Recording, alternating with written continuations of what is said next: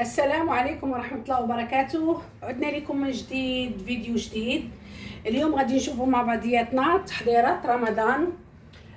بطبيعة الحال ماشي غير تحضيرات ديال رمضان، هاد الاشياء اللي غنوريكم انا كتكون عندي على مدار العام، يعني ماشي بالشرط رمضان، ولكن جات هاد المناسبة وانا تقديت هاد السلعة هادي بطبيعة الحال من عند الاخت دائما اللي كنبارطاجيها، اللي كتخدم بيديها واللي خدامه بطبيعه الحال بعرق كتافها. فنظرا لان الكل اللي كيعرف نور كيعرف اننا عندي واحد الحاله صعيبه في العين ديالي، ما كنقدرش نقي الحبوب، ما كنقدرش نقي يعني اشياء كثيره، يعني ولات هاد الاشياء كتغلبني.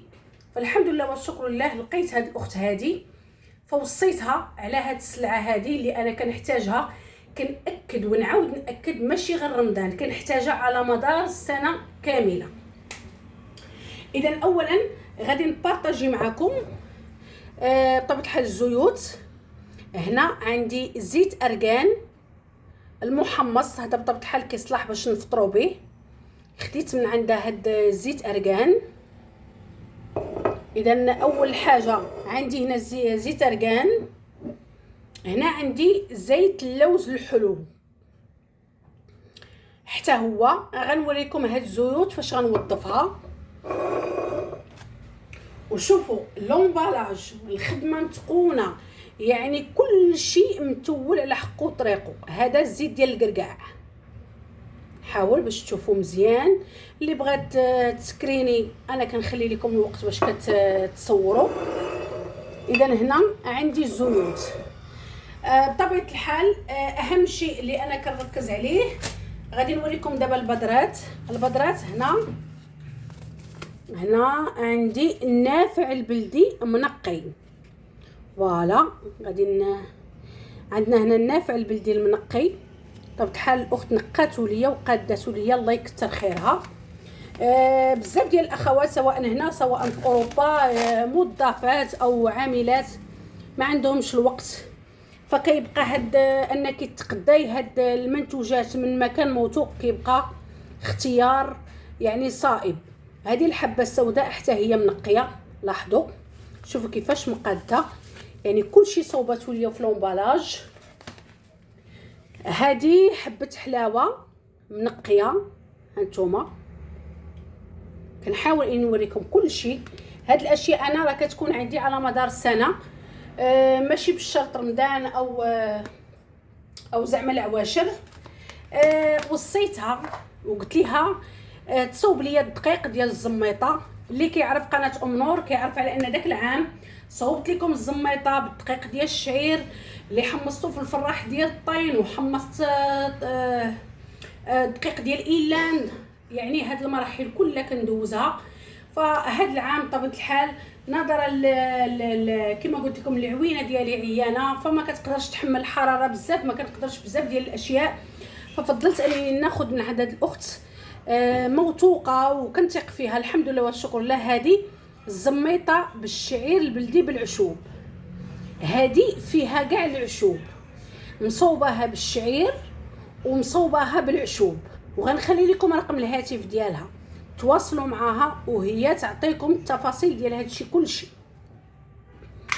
اذا عندي هنا الزميطه ديال الشعير البلدي، عندي هنا دقيق ديال الخرطال، دقيق ديال الخرطال.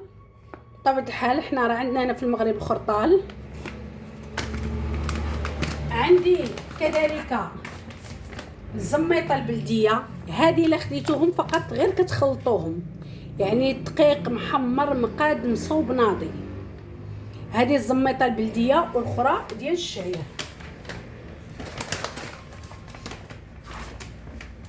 عندي كذلك دقيق ديال ايلان، حتى هو محمص، لاحظوا دقيق ايلان بلدي محمص كيف ما كتشوفوا. يعني الاختيارات كلها الناس اللي عندهم مشاكل الجلوتين وما كيبغيوش الجلوتين فكيبقى ايلان، كتبقى الذره واحد البديل صحي. هانتوما هذا الدقيق ديال الذره البلديه، حتى هو. هادو بطبيعه الحال كنشوف هنا عندي السميده. هذه السميده ديال الذره البلديه، السميده ديالها. المهم انا هادو هما الاشياء اللي مهمه ركزت عليها.